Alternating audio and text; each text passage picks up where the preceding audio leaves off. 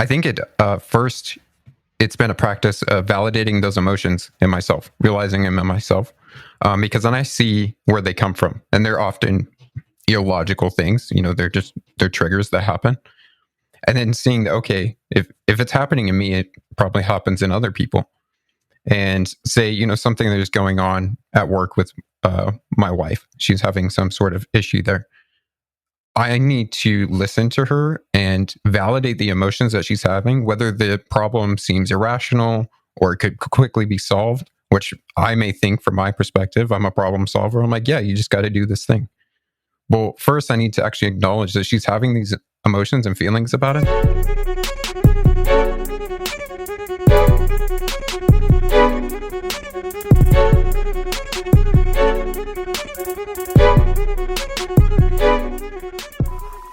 Brandon, welcome to the show, my man. Glad to have you. Yeah, thank you so much for having me on. I appreciate it. Yeah. Looking forward to this. We start every conversation talking about your tip to navigating difficult conversations. And yours is common, but the way you answered it is unique. And it ties into one of our core principles to creating psychological safety and in building compassion, and that is being open to listen more, which your answer was listen, keep listening, and keep listening until you have a deep understanding. So what does that look like for you when maybe you feel like you've listened enough, but maybe you haven't? Yeah. I think currently it's just my wife and I together. We don't have any children, and I work from home most of the time. So the most interaction happens with her. And so when a difficult conversation comes up, it will most of the time be with her. And what I try and do during those conversations is really hear what she's saying, trying to understand it from her side and not just her perspective, but the emotions that she's feeling with that perspective and where she's coming from with that perspective. So I often try and to listen, hear what she's saying, and then there's probably a voice or some perspective or opinion or judgment or 100 other things coming up in my mind as she's talking. And I try and calm that or see why that's coming up in myself, and then continue to listen to her before I, blurt that out. And then try and relay back to her, what she had just spoke of, both validating the emotion that she's having with that perspective. And then, trying to truly understand what it is that she said, what that perspective is. And if sometimes she corrects me, sometimes I didn't get it right, which is okay, because then, I get the chance again to listen. And I think that has been something that has served me well for a long time. I am more often to be the person that listens and let, the group speak and whatnot. And then I will just interject every once in a while after I've thought through my own thoughts before speaking. When you said try and calm that, those biases, those judgments, those criticisms, that voice in our head that wants to say, no, you're wrong. How is that an active effort for you in those difficult situations? Do you find it to be easy to calm it? Like, do you have any tricks to calming that voice? I find it decently easy. I guess if it's a difficult conversation about something that, I definitely have an opposing view about, now it will come more quickly because, you're getting information coming in and your brain's saying, hey, this is opposing information of what you currently have in here. And at least my first reaction may be to fight against that, like withhold, because that's part of your identity, that information that you have. You've made up your worldview that way. And so what I try and do first is recognize the situation that I'm in, the space that I'm in, bring to the present moment, and then acknowledge that view or emotion is coming up, and try and understand that, why it's coming up. Is it because, I truly am opposing the view? And then why is that? What kind of evidence do I have for that? Or is it because it's a trigger, an emotional trigger, from, something of trauma from childhood, or, something that, really riles me up, and then acknowledging that emotion. This isn't something that actually came easy to me until, I don't know, probably 3 or 4 years ago. And it was really a way thinking about like creating a deeper connection with my wife, that I needed to first acknowledge the emotions that I was having. Because before that, I was much more closed off and wasn't even acknowledging those coming up in myself. Like, so one of the things you said was the emotional, or like trying to hear what she's saying, but also and seeing it from her point of view, but then also trying to understand the emotional aspect of where she's coming from. How's that going? Or like, how's it going? But like, how do you do it? When you do it well. Yeah, I think first, it's been a practice of validating those emotions in myself, realizing them in myself, because then I see where they come from, and they're often illogical things. They're triggers that happen, and then seeing that, okay, if it's happening in me, it probably happens in other people. And say, something that is going on at work with my wife, she's having some sort of issue there. I need to listen to her and validate the emotions that she's having, whether the problem seems irrational or it could quickly be solved, which I may think from my perspective, I'm a problem solver. I'm like, yeah, you just got to do this thing. Well, first, I need to actually acknowledge that she's having these emotions and feelings about it, because there's something in her experience that, I guess, thinking of the theme of your guys' podcast, makes us more in common than actually different. Maybe in the situation that she's having and the problem she's having at work, I would do this certain thing. But if I was feeling the same emotions that she's feeling at that time, I may be reacting in the exact same way. So if I can acknowledge those, I better understand where she's coming from. There's something you said that this all hasn't come easy. And listening is one of those things that we throw around. Oh, this person's a good listener, or they're a good listener. And because maybe we aren't as good of a listener, we might attribute that person's good listening to a trait or a quality. When some people, yes, they're just naturally good listeners. Benjamin Mathis is a great example. But even he is an individual who's had to work at it, had to find it. What was that journey for you? What has it been, and what triggered you to be more of a better listener? Yeah.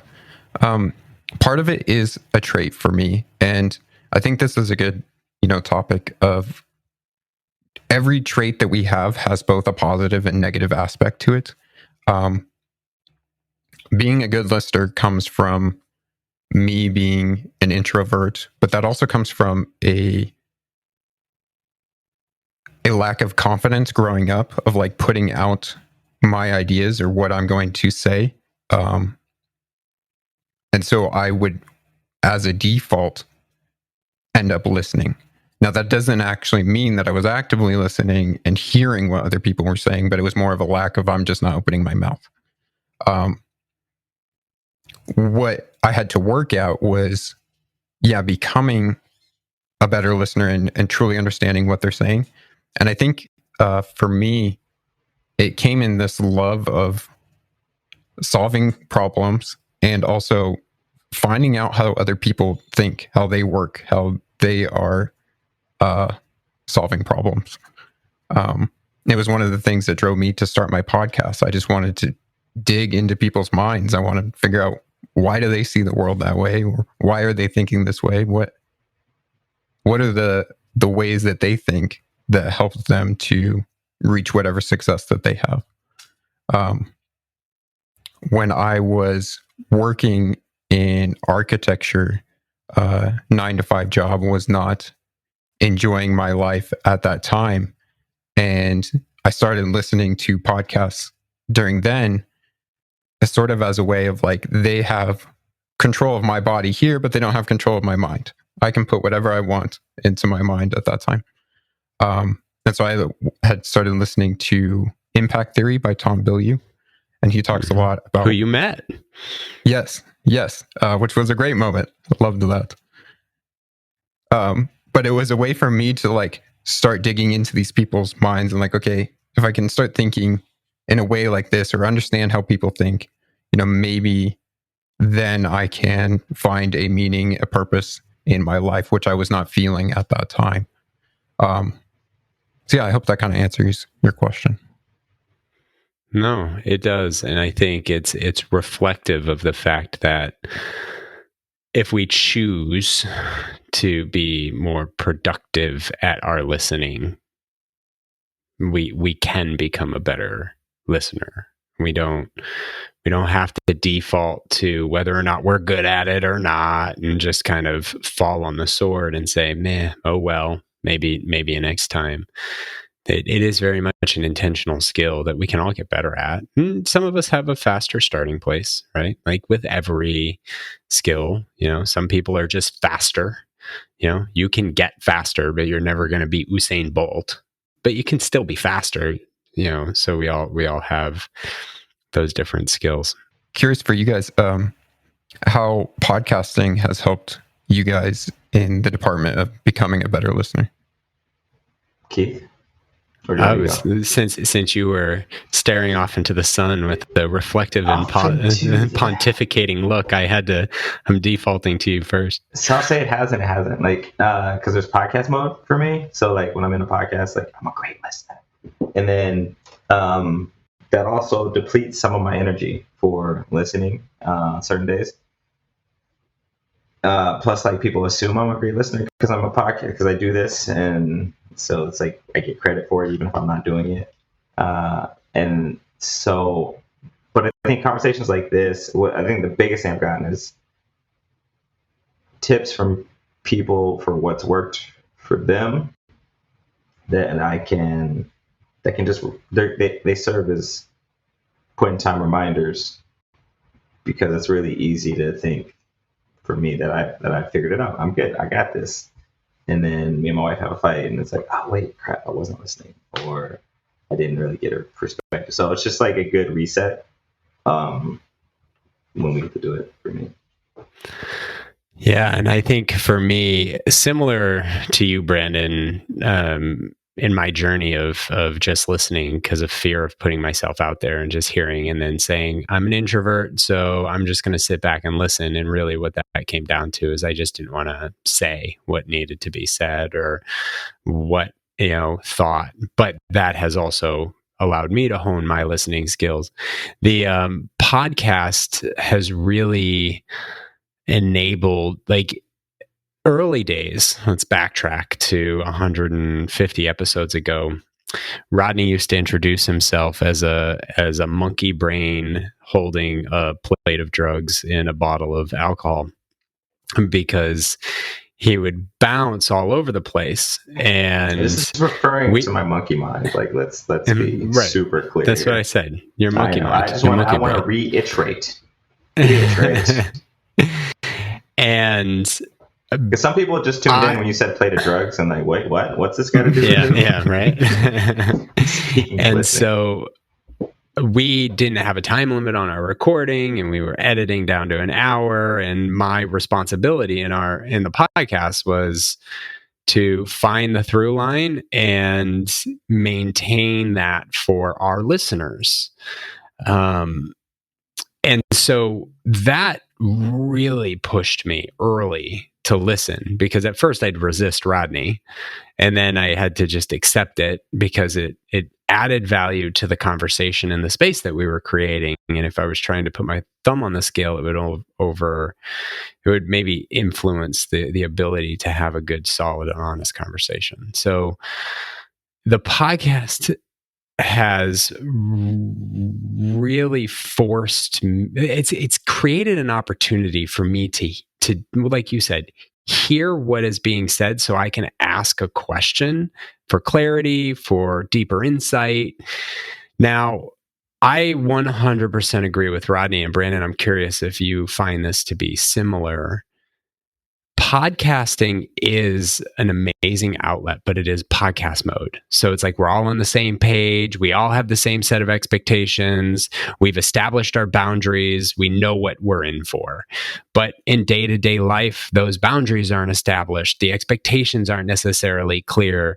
And so it all gets muddled, especially at home, more at home than anywhere, right? And it becomes a bigger challenge. So I'm actually working hard now to try to move the skill set and actively apply it. Like, okay, if I would do this on a podcast, let me do it here, and go from there. But it's really, really hard. How about you? Like, have you seen something similar in your podcasting journey? Yeah, I think one of the things for me is when I'm in a conversation with someone else, I'm often trying to dig for those deeper insights. And that is whether it's in day-to-day life or on the podcast. And I that's the one skill set that I've seen that has transferred, is that curiosity and still trying to figure out, like, who is this person on a deeper level? I'm not one for small talk. I want to have a deeper conversation with people, which I love podcast for, because we can sit down for an hour and a half. We can go pretty deep. The beginning's usually getting warm, and then by the middle we're getting into some meaty stuff. And I wish I had more of those conversations in day-to-day life. I think podcasting allows a nice bubble or sanctuary, if you will, that allows that time and space. We know we're here dedicated to have a conversation. We have this time lot set aside, so we're going to have to go past small talk. Where in a day-to-day conversation, it's real easy for people to just, here's a little bit of information I need to give you, and then check out. So I would like to actually, take some of the skills maybe of podcasting in that space and be able to more create it authentically out in real everyday life. My sister-in-law said to me recently, she's like, one of the things, she goes, when I'm having a conversation with you, I feel like you're peering into my soul. Like, at first we're having this conversation and you're asking good questions and it seems like you're interested. And then all of a sudden I'm like, whoa, where are we going with this? And that's one of the things I like about the podcast, is that we can do that without making anybody else uncomfortable, because they're not necessarily used to deeper setting of questions and answering to those things. A quick funny story. My wife and I, sometimes when we're having breakfast in the morning, I'll start asking pretty big questions of, like, why does this happen, or why is this way? And I'll start going into something pretty deep, and she's like, it's pretty early in the morning to be thinking about all this stuff. I was like, okay, you're right, I'll reel it in for this moment. That's funny. Yeah, that's a learning I had with my wife. She's not a morning. Her brain does not kick in the morning, so I can't go heavy and hard until afternoon. I gotta hold it. Yeah. My wife comes at me in the evening, and that's when I'm turned off. And it's like, I just, not right now. No, I don't want to talk about that. And then we end up talking about it. So one of the things that you're interested in right now. So thank you for indulging the conversation portion of the conversation, but that was a really good discussion and I appreciate it. One of the things you're most interested in is higher education, and on your website, which I love your domain, evolvethe.world, you share that you grew up in a trailer park with your mom, you're poor, and ultimately striving for the golden ticket of going to college. Now you quote golden ticket, right? So I immediately have to ask, especially with your interest in higher education and your platform that you're building around giving people this opportunity to learn about their passions and the things that they're interested in and turn that. Why do you quote the golden ticket? Sure. Growing up poor and being pushed towards having a better life than we currently had, or that my mom or dad had growing up. Getting a college education was always framed as the golden ticket, the quote unquote. This is the thing that will set you up for success in life. This will take you far, fulfill all your wildest dreams. And growing up, that mentality really did push me. Not having like a father figure around on the day to day, having many of my family members ending up in jail or prison, or dying early on when I was young, and then growing up, with a single mom, it was like all of these labels of this person is supposed to fail. And my mom had pushed me that actually you're going to succeed. And so I pushed as hard as I could, going all the way through my school career to get to college. Was able to successfully do that, got a bachelor's, got a master's, graduated, had fulfilled, what my mom had wanted for me, and then went to go get my first job in the career that I had chosen, which was architecture. I worked in architecture for about 3 years and found myself very miserable, very depressed, realizing that the work that I was doing was not actually having the impact in the world that I wanted to make. I looked at architecture at the time because we spend so much time within buildings, within spaces. They're always a part of your life. And so I was trying to figure out, like, well, how could I maybe design that world to better improve people's lives? When I got actually working, that wasn't what I was doing at all. I was drawing lines on a computer for buildings that, were your strip malls and things like that. And I was like, okay, I'm not actually having the impact that I want to make.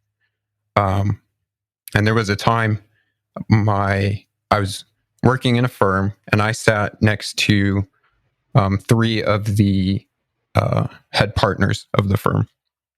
And I could hear them picking up the phone day after day and the problems that they were having. And I could see the emotions in the faces that they were having. And I had a moment of like looking at myself and looking at them. And I was like, okay, in 20, 30 years, you're going to be sitting in that seat. Is that exactly where you want to sit? And that answer was no. And so I had basically left architecture to find something for myself that would fulfill that original drive that I had to make, the world a better place.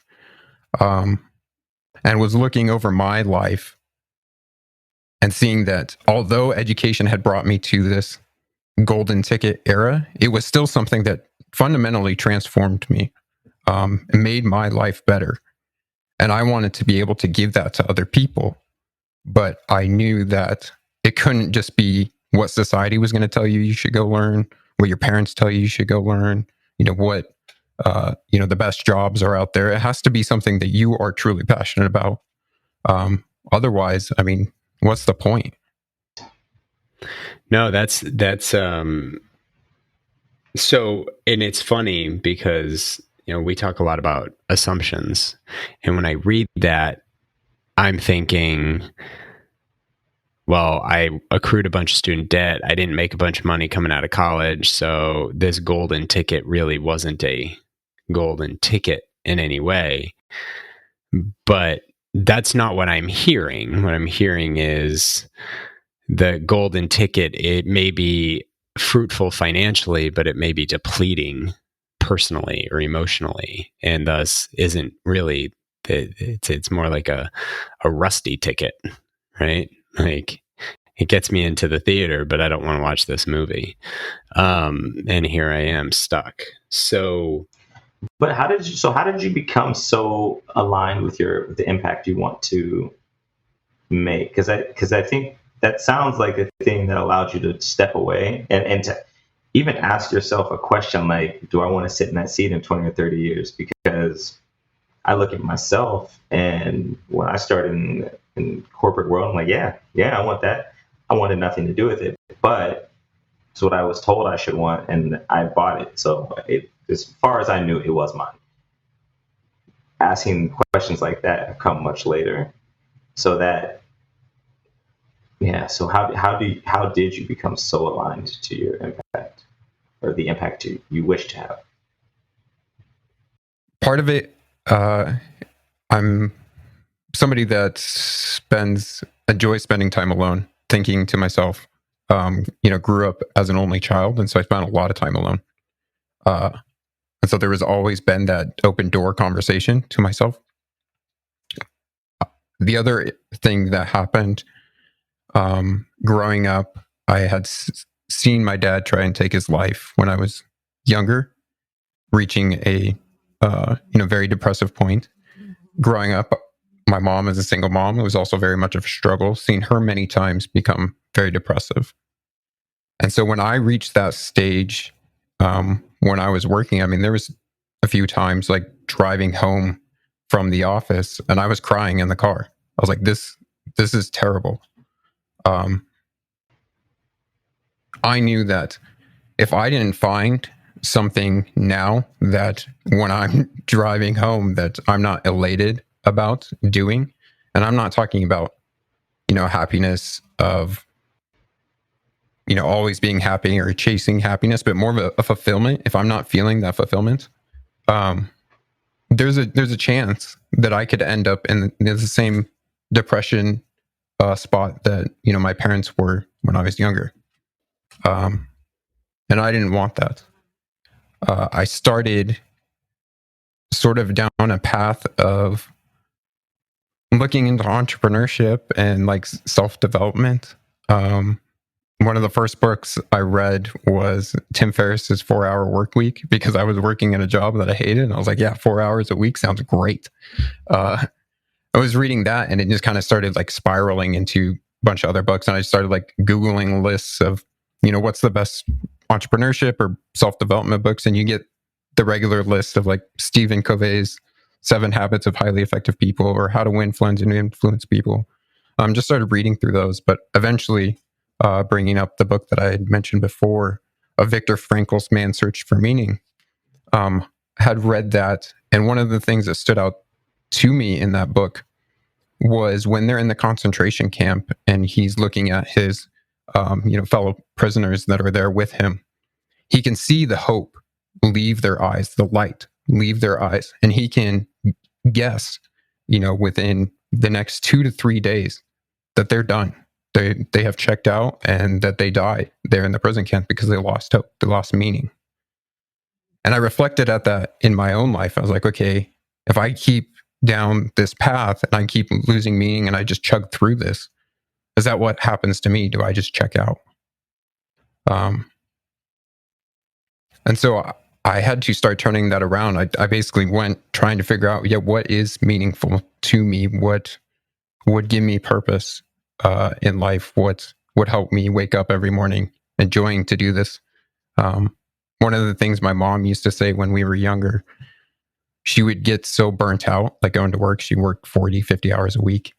And she would jokingly, but also with like a tear in her eye, basically say, will you go for work to work for me tomorrow? No, I can't do that for you. And it was a joke, but it was also like painful at the time, because it was like, you are providing for me. You're going to work every day to provide for me so that I can get this golden ticket. But you hate doing it, or it's burning you out. It's terrible. So I knew I didn't want that in my life. So yeah, I had to go, on that journey for myself. All right, we're going to take a quick pause here And before we release the next episode, it's going to be just a few days, maybe more than a few days. This conversation reminds me a lot of conversation we had with Pete Mulroy, episode 48. If you're looking for something to do, go listen to that conversation. Somebody who intentionally made different choices in his life and aligned with his mission and with his purpose, instead of just doing the thing that makes money. And that's it. Have a great day.